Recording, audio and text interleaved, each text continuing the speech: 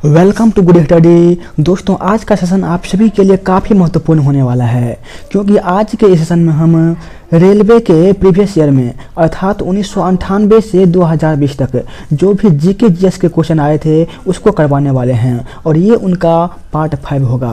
तो चलिए बिना देर करते हुए शुरू करते हैं।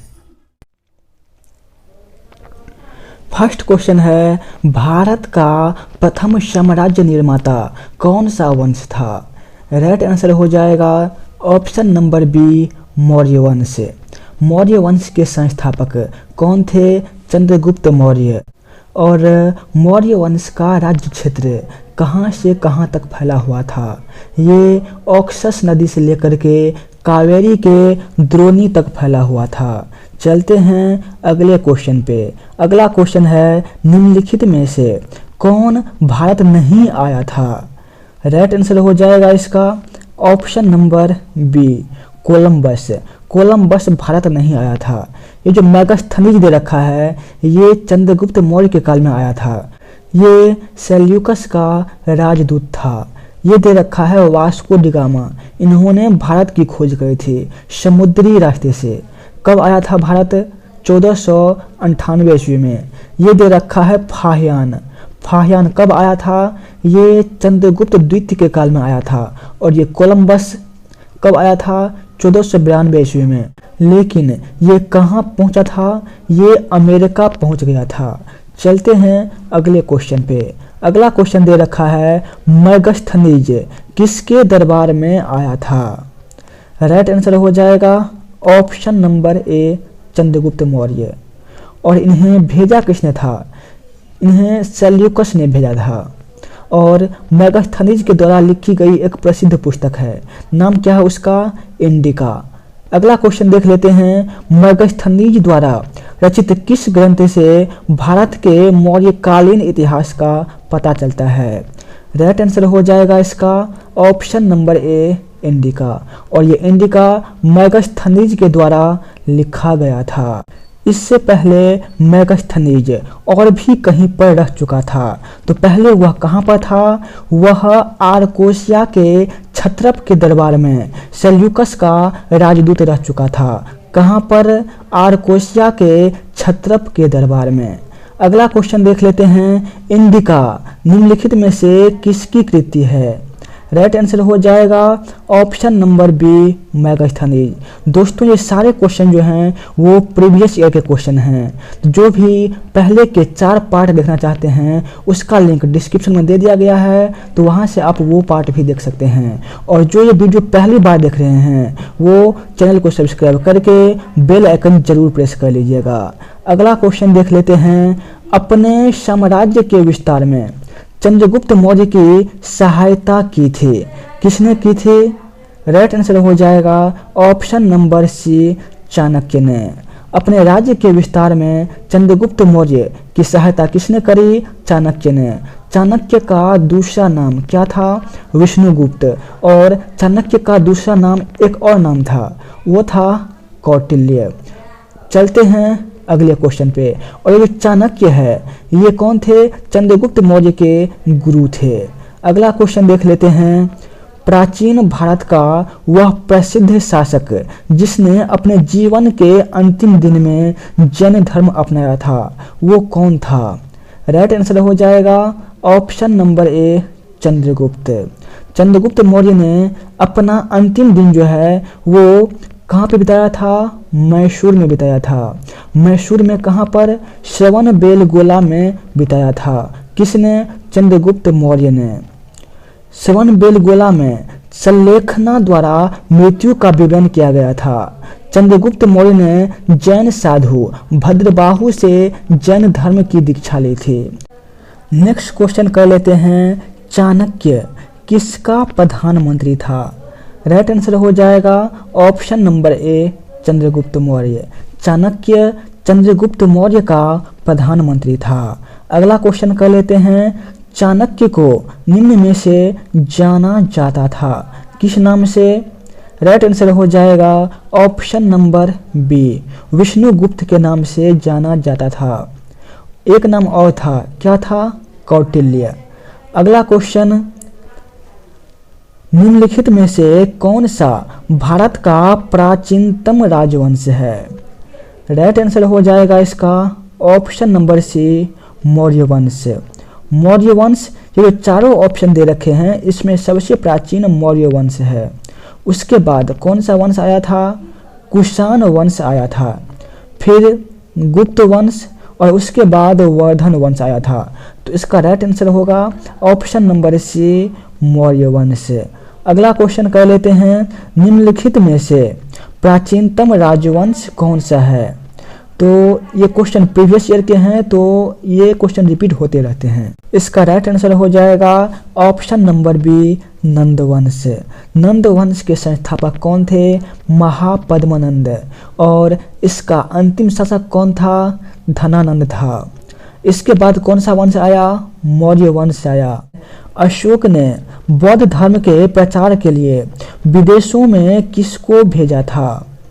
राइट आंसर हो जाएगा इसका ऑप्शन नंबर सी, संघमित्रा को भेजा था। अशोक ने बौद्ध धर्म के प्रचार के लिए विदेशों में किसको भेजा? संघमित्रा को भेजा था। और ये क्या थी? तो ये अशोक का पुत्री थी और इनके साथ एक पुत्र भी गया था।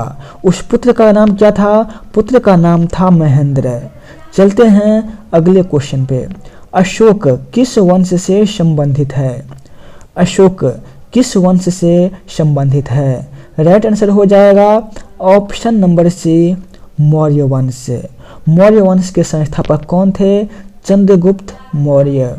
चंद्रगुप्त मौर्य के बाद कौन सा आया था? चंद्रगुप्त मौर्य के बाद बिंदुसार आया था। बिंदुसार के बाद आया था अशोक। चलते हैं अगले क्वेश्चन पे। ब्राह्मी लिपि को किसने स्पष्ट किया था? ब्राह्मी लिपि को किसने स्पष्ट किया था? राइट आंसर हो जाएगा इसका option number B, James Prinsep. Brahmi लिपि को जेम्स प्रिंसेप ने स्पष्ट किया था। चलते हैं अगले क्वेश्चन पे। अशोक के अभिलेख को सर्वप्रथम किसने पढ़ा था? अशोक के अभिलेख को सर्वप्रथम जेम्स प्रिंसेप के द्वारा पढ़ा गया था। किसके द्वारा?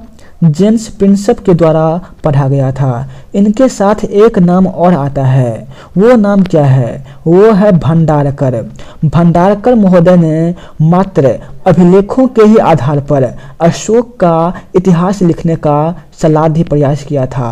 किसने किया था? भंडारकर ने किया था। अगला क्वेश्चन, अशोक ने इन सभी में से कौन सा धर्म अपनाया था?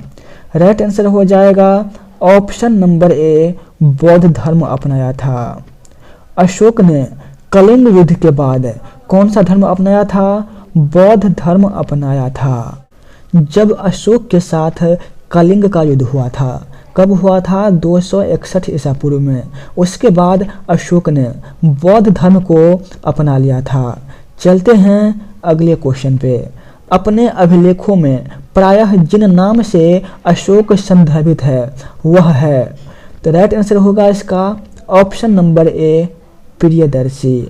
अपने अभिलेख में अशोक जो है ये प्रियदर्शी के नाम से विख्यात हैं। चलते हैं अगले क्वेश्चन पे। सम्राट अशोक पर कलिंग युद्ध के प्रभाव को निम्न पर देखा जा सकता है। इसका राइट आंसर हो जाएगा ऑप्शन नंबर बी, चट्टान अभिलेख। और इसका वर्णन 13वें शिलालेख में किया गया है। चलते हैं अगले क्वेश्चन पे। किस स्थान के निकट प्रसिद्ध कलिंग युद्ध लड़ा गया था? कलिंग युद्ध जो है ये ढोली के निकट लड़ा गया था। कहाँ पे लड़ा गया था? ढोली के निकट। और ये कहाँ पर है? ये उड़ीसा में स्थित है। कितने ईस्वी में लड़ा गया था? 261 ईस्वी में लड़ा गया था। चलते हैं अगले क्वेश्चन पे। सारनाथ में किस सम्राट का स्तंभ है? राइट आंसर हो जाएगा ऑप्शन नंबर बी, अशोक का स्तंभ है। कहाँ पर है? सारनाथ में स्थित है। चलते हैं अगले क्वेश्चन पे। सारनाथ का लॉयन कैपिटल किस शासक से संबंधित है? सारनाथ का लॉयन कैपिटल अशोक से संबंधित है। किससे संबंधित है? अशोक से संबंधित है। अगला क्वेश्चन, अशोक ने अपने शिलालेखों में अपने समकालीन दक्षिण के किस राज्य का उल्लेख नहीं किया है?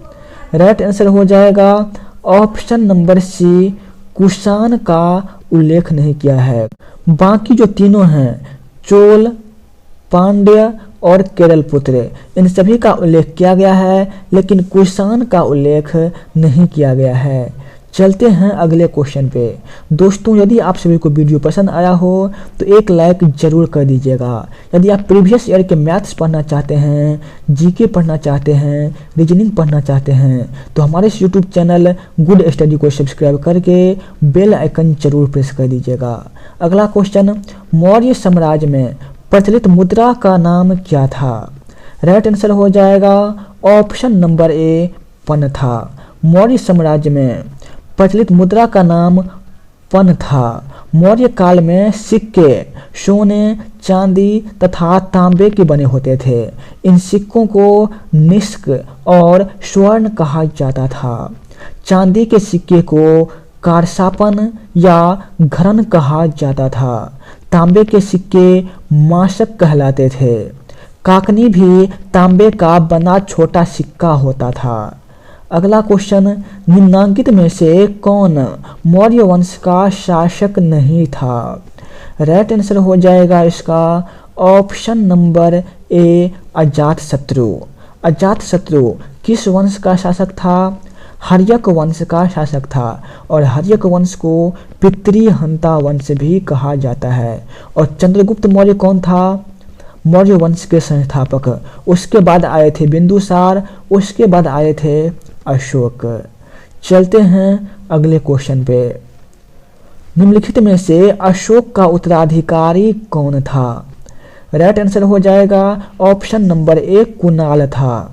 कुणाल अशोक का उत्तराधिकारी था। बिंदुसार कौन था? अशोक का पिता। राहुल कौन था? राहुल गौतम बुद्ध का पुत्र था। नेक्स्ट क्वेश्चन, मौर्य वंश का अंतिम राजा कौन था? मौर्य वंश का अंतिम राजा बृहद्रथ था। कौन था? बृहद्रथ। बृहद्रथ को मारकर पुष्यमित्र शुंग ने शुंग वंश की नींव रखी थी। किसने? पुष्यमित्र शुंग ने। अनार्य सेनापति पुष्यमित्र शुंग ने अपने स्वामी बृहद्रथ मौर्य को सेनाओं का निरीक्षण कराते समय कुचल दिया था। किसको? बृहद्रथ को। अगला क्वेश्चन देख लेते हैं। प्रसिद्ध सांची स्तंभ किसके समय में बना था? सांची स्तंभ जो है ये अशोक के काल में बना था। किसके काल में बना था? अशोक के काल में बना था। अगला क्वेश्चन, पाटलिपुत्र निम्नलिखित में से किन नदियों के संगम पर बसा है? पाटलिपुत्र जो है ये गंगा और सोन नदी के संगम पर है। कहाँ पर है? गंगा और सोन नदी के संगम पर। दोस्तों, यदि आप सभी को वीडियो पसंद आया हो तो चैनल को सब्सक्राइब करके बेल आइकन जरूर प्रेस कर दीजिएगा। धन्यवाद दोस्तों, आज का सेशन हम यहीं पर समाप्त करते हैं।